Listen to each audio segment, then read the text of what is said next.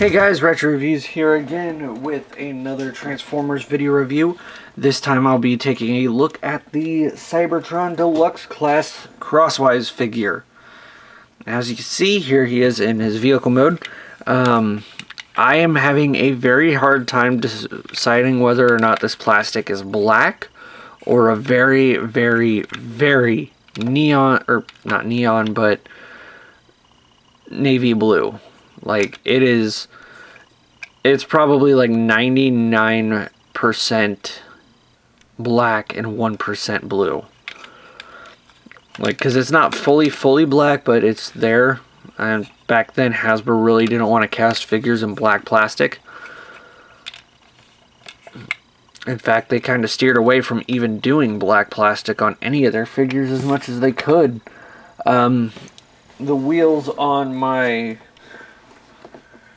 Cybertron Hotshot are done in a grayish blue, like a dark grayish blue. But anyways, enough rambling on with that. Here he is in Crosswise in his alt mode. It is based it's based off of a Bugatti around the time. That's why it's got the little, like, the short profile and just like really rounded design.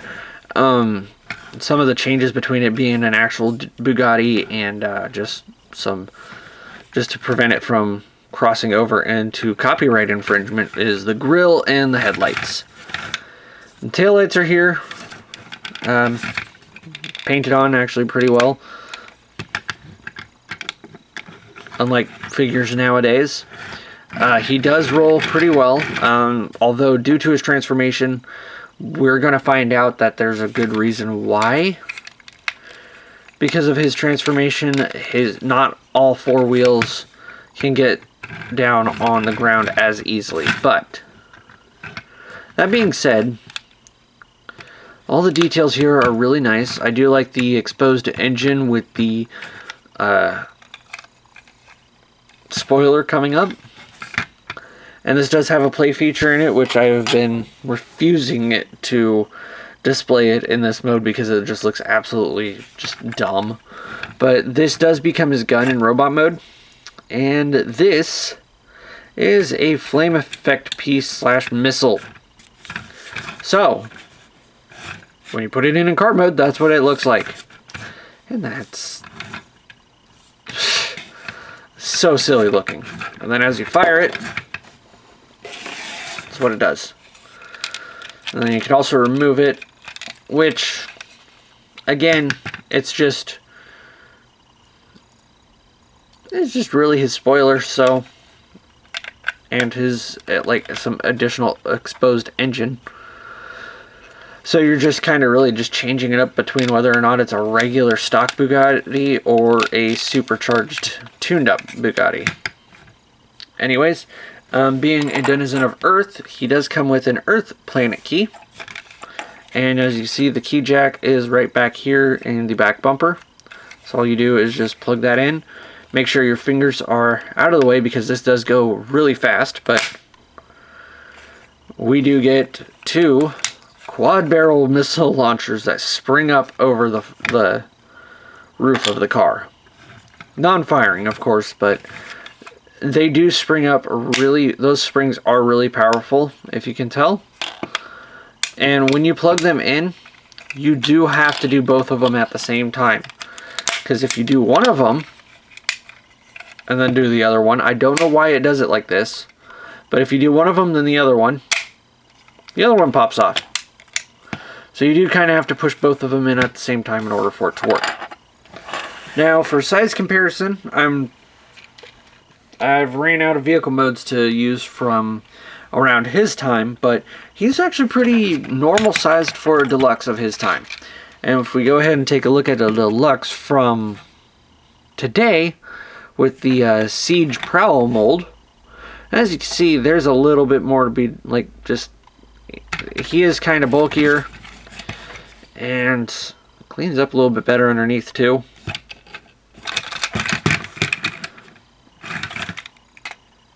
And he's heavier. But there's a little bit more paint and a little bit more engineering that goes into this figure somehow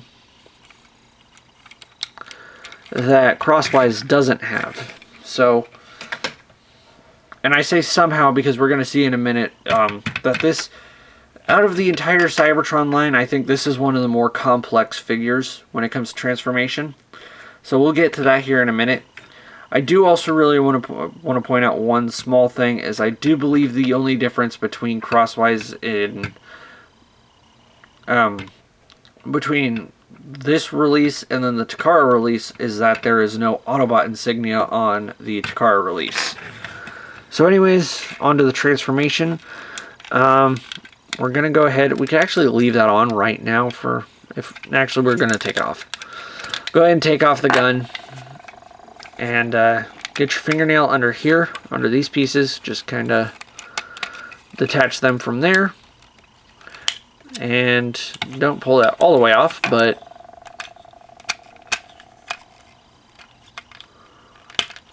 there we go. But just kind of detach it from here and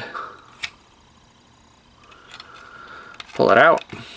And then also kind of just rotate it around to the back as good as you can without getting it detached. So go ahead and leave those like that.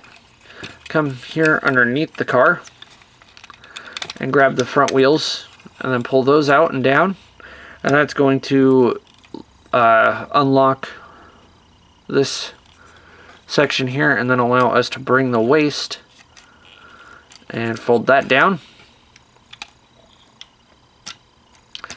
And then fold out the heel, or the feet, and the heel spurs.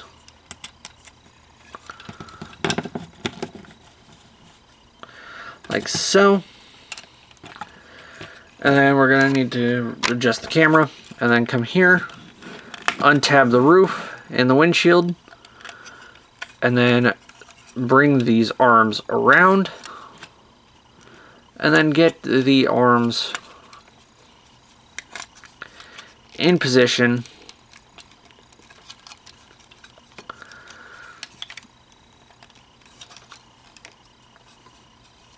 As you see here, and then I like to take this,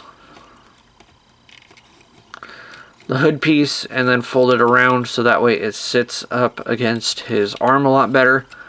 And then these pieces you can do whatever you really want with, but I think in the show and in the instructions, they're set kind of looking a little bit like that.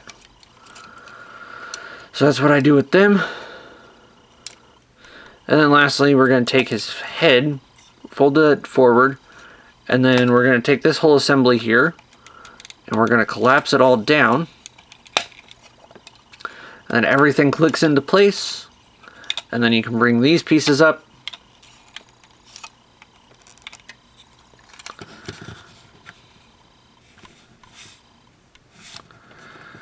And if we can get him to stand. There we have Crosswise in his robot mode.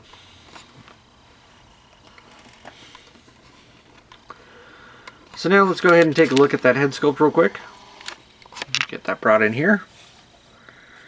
Take a look. He does have a blue visor with these blue light pieces in. And then he does have a molded face that is actually molded underneath. Ooh. So you can see the eyes and the nose molded underneath the visor.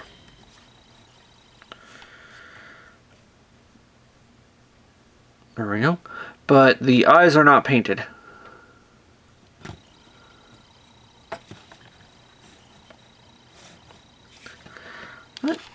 That. And as you saw in the transformation, he kind of is a shell former a little bit, but not as egregious as some shell formers have been.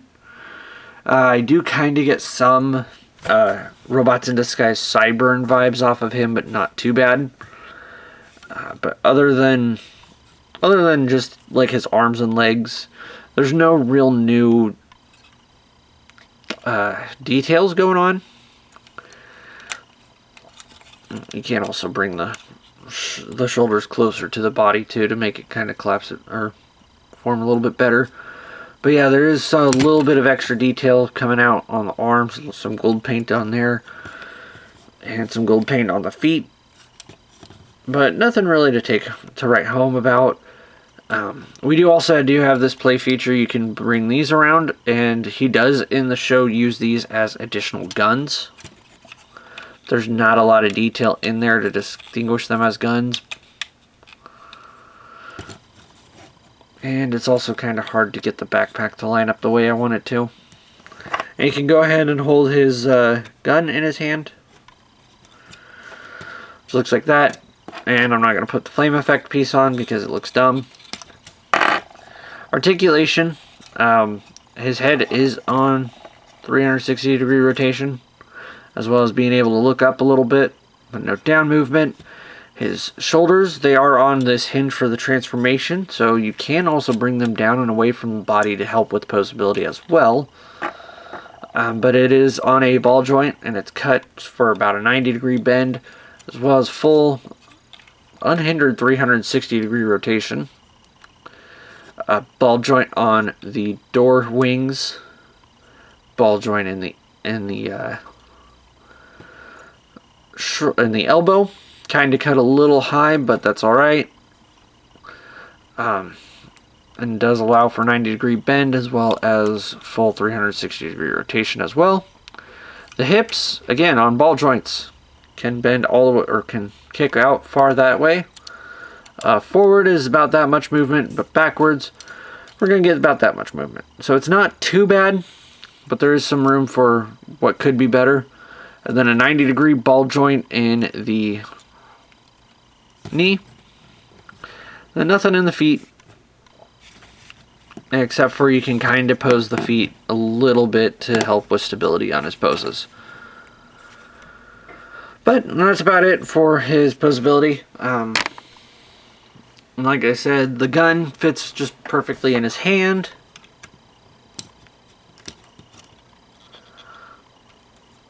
Looks like that. And then now we still do have access to the Cyberkey gimmick.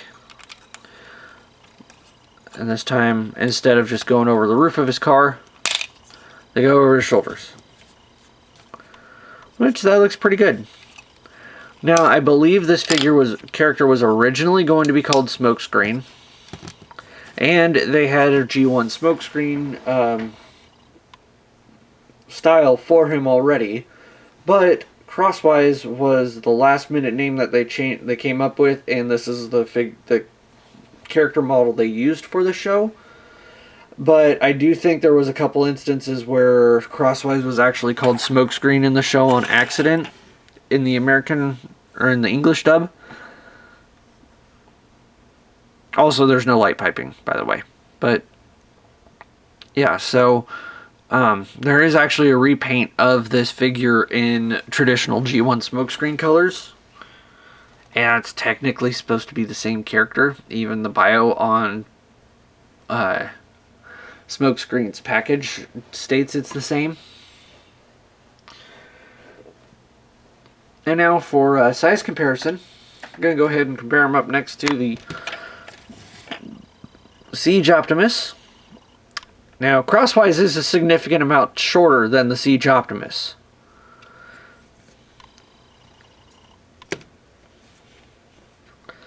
So, that's understandable. That is explainable. He's a little bit shorter when you count head height. Mass-wise, he actually does feel a little bit heavier. He does have a lot going on in the back. Some extra kibble.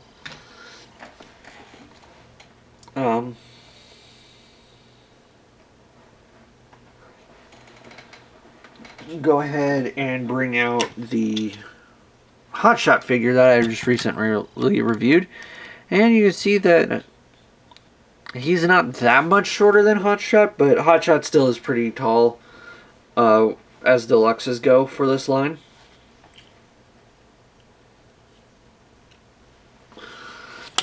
And then bringing out his teammate, since both of these guys were stationed on Earth to protect Earth for millions of years. until the Decepticons came to try to steal the Cyberplanet key.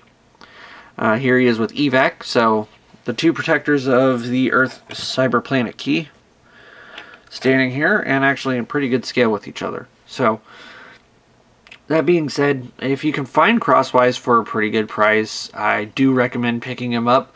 The only issues that I find with this figure is pretty much just the point of everything for articulation is done in ball joints, to the point where the transformation does get a little bit tedious.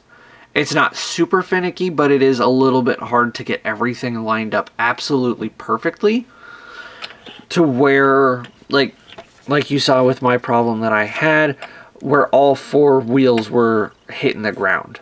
It makes it very difficult to try to get to that point. However, that being said, the ball joints do allow for a wide range of movement, and 15, almost 16 years after this figure's release, and the joints are still holding up really well. So yeah, that being said, if you can find Crosswise for a pretty good price, I do suggest picking it up. It doesn't matter if you like this version or the Smokescreen repaint. It's basically the same character, same figure, just depends on your personal preference. I do like Smokescreen a lot. He is one of my favorite Autobot cars, but this is the way Crosswise was featured in the show. So this is the figure that I'm going to have on display. Alright, and that being said, I hope you guys like this video review, and I'll see you again next time. Bye.